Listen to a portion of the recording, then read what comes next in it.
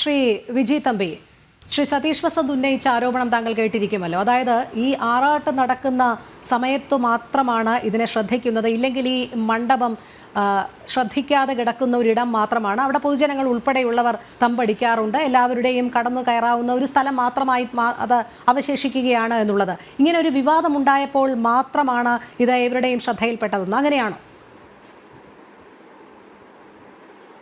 സത്യം പറഞ്ഞാൽ ശ്രീ സതീഷ് വസന്ത് വളരെ നിസ്സാരവൽക്കരിക്കുകയാണ് ചെയ്തതിനെ. അദ്ദേഹം ഈ ഇടതുപക്ഷത്തിൻ്റെ പ്രതിനിധിയായതുകൊണ്ട് അങ്ങനെയല്ലേ പറ്റുള്ളൂ, അല്ലെങ്കിൽ അദ്ദേഹം ഇടതുപക്ഷം ആവില്ലല്ലോ. ചില ഇടതുപക്ഷത്തിലെ പല ആൾക്കാരും വിശ്വാസികളുണ്ട്, പക്ഷെ അവരുടെ വിശ്വാസം അവർക്ക് പുറത്തു പറയാൻ പേടിയാണ്. കാര്യം പറഞ്ഞാൽ ഞാൻ വിശ്വാസിയാണ്. അപ്പം അതുപോലെ അദ്ദേഹം ഭയക്കുന്നു. അപ്പം അദ്ദേഹത്തെ നമ്മൾ കുറ്റം പറയാൻ പറ്റില്ല, അദ്ദേഹം ഭയക്കുന്നതായിരിക്കാം. പക്ഷേ ഞാൻ ചോദിക്കട്ടെ, ഇത്ര നിസ്സാരവൽക്കരിക്കാൻ പാടില്ല. അവിടെ നോൺ വെജ് ചെയ്തിട്ടില്ല, ഞാൻ ചോദിക്കട്ടെ, നോൺ വെജ് ചെയ്തിട്ടില്ല എന്നങ്ങനെ പറയാൻ പറ്റും. അത് നോൺ വെജിനും ചെയ്തില്ലെങ്കിൽ തന്നെ ആ മണ്ഡപത്തിൽ എന്താണ്, മണ്ഡപത്തിൻ്റെ വിഷ്വൽസ് നമ്മൾ കണ്ടതല്ലേ. അവിടെ ശൗചാലയം ഉണ്ടാക്കിയിരിക്കുന്നു, അവിടെ കൈ കഴുകാനുള്ള സ്ഥലം ഉണ്ടാക്കിയിരിക്കുന്നു, വേസ്റ്റ് ഒഴുകാനുള്ള സ്ഥലം ഉണ്ടാക്കിയിരിക്കുന്നു, ഇത്രയും പാത്രങ്ങൾ അവിടെ സൂക്ഷിച്ചിരിക്കുന്നു. മാത്രമല്ല ഇതിനെല്ലാം പുറമെ ഇത്രയും വലിയൊരു മതിൽക്കെട്ട്, ഇത്രയും വലിയ ഈ ഒരു ഷീറ്റ് കൊണ്ട് മതിൽക്കെട്ട് മറച്ച് എന്താ ഉദ്ദേശിക്കുന്നത്? അപ്പോൾ ജനങ്ങളെ കബളിപ്പിക്കുകയല്ലേ. ഈ മണ്ഡപം ഉണ്ടാക്കിയതിന് ഒറ്റ ഉദ്ദേശമേ ഉള്ളൂ. പഴയ കാലത്ത് ആ മണ്ഡപം, നേരത്തെ പറഞ്ഞ പോലെ ആദ്യത്തെ മണ്ഡപം എന്ന് പറയുന്നത് റോഡിനിപ്പുറത്താണ്. ആ മണ്ഡപം ഇപ്പോഴും ഉണ്ട്. ഇത് പുതിയ മണ്ഡപമാണ്. കൊട്ടാരത്തിന് മുന്നിലായിട്ടാണ് ഈ മണ്ഡപം. ഈ മണ്ഡപത്തിൽ ആറാട്ട് കഴിഞ്ഞ് രാജാവിനും പ്രജാവിനും മറ്റാൾക്കാർക്കും കൊട്ടാരത്തിലേക്ക് പോയി അവർക്ക് വേഷം മാറാനും മറ്റുള്ള സൗകര്യത്തിന് വേണ്ടിയാണ് മണ്ഡപം ഇങ്ങോട്ട് മാറ്റിയതെന്നാണ് എനിക്ക് തോന്നുന്നത്. എന്തായാലും അല്ലെങ്കിൽ റോഡ് വന്നപ്പോഴത്തേക്കും ആ മണ്ഡപം ഇങ്ങോട്ട് വന്നതായിരിക്കാം. എന്തായാലും ഈ രണ്ട് മണ്ഡപങ്ങളും പത്മനാഭസ്വാമി ക്ഷേത്രത്തിൽ ആറാട്ടുമായി ബന്ധപ്പെട്ട് മാത്രം നിർമ്മിച്ചതാണ്, അല്ലാതെ ഒരാവശ്യവും അവിടെ ഇല്ല. അപ്പം ആ മണ്ഡപത്തിൻ്റെ ഉദ്ദേശം എന്ന് പറയുന്നത് ശ്രീപത്മനാഭസ്വാമി ക്ഷേത്രത്തിൻ്റെ ആറാട്ടുമായി ബന്ധപ്പെട്ട് മാത്രമാണ്.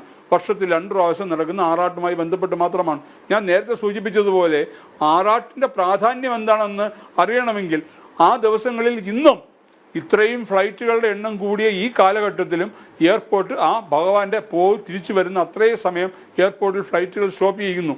അപ്പോൾ അത്രയും വളരെ പ്രാധാന്യമുള്ള ഒരു ആറാട്ടിന്, ആ ആറാട്ട് കഴിഞ്ഞ് ഭഗവാനെയും നരസിംഹസ്വാമിയെയും തിരുവമ്പാടി കൃഷ്ണനെയും എഴുന്നള്ളിച്ചിരുത്തി മറ്റ് പൂജകൾ ചെയ്യുന്ന സ്ഥലമാണ് മണ്ഡപം.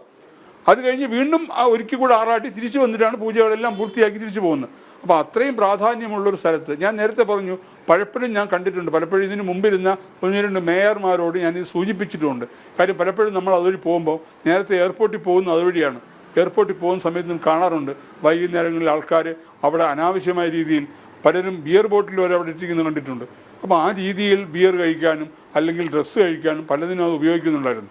അപ്പോൾ അന്ന് ഞാൻ പലപ്പോഴും മേയർമാരോട് സൂചിപ്പിച്ചത് ശരിയല്ല, ഇതിനെന്തെങ്കിലും ഒരു സംരക്ഷണം ഒരുക്കണം. അപ്പോൾ ചെയ്യാമെന്നൊക്കെ പലരും പറഞ്ഞു. ഇതിനു മുമ്പ് ഇരുന്ന് 2-3 മേയർമാരോട്, പേര് ഞാൻ പറയുന്നില്ല, അപ്പോൾ ചെയ്യാമെന്നൊക്കെ അവർ പറഞ്ഞിരുന്നു. പക്ഷേ ആ നടപടികളൊന്നും ഉണ്ടായില്ല. പക്ഷേ എനിക്ക് തോന്നുന്നു ഇന്ന് ശ്രീപത്മനാഭസ്വാമി ആയിട്ട് ഇങ്ങനൊരു സംഭവം മുന്നിലേക്ക് കൊണ്ടുവന്നതാണെന്നാണ് എനിക്ക് തോന്നുന്നത്. കാരണം ഇത് ഒരു കാരണമാണ്. ഇനി ഒരിക്കലും ആ 2 മണ്ഡപത്തിലും മറ്റൊരു കാര്യത്തിന് വേണ്ടിയും ഒരാളും കടക്കാൻ പറ്റാത്ത രീതിയിൽ ചുറ്റും വേലി കെട്ടി സംരക്ഷിക്കാൻ പുരാതന സംരക്ഷണ വകുപ്പോ അല്ലെങ്കിൽ കോർപ്പറേഷനോ അല്ലെങ്കിൽ പത്മനാഭസ്വാമി ക്ഷേത്രത്തിൻ്റെ കമ്മിറ്റിയോ തയ്യാറാവണം.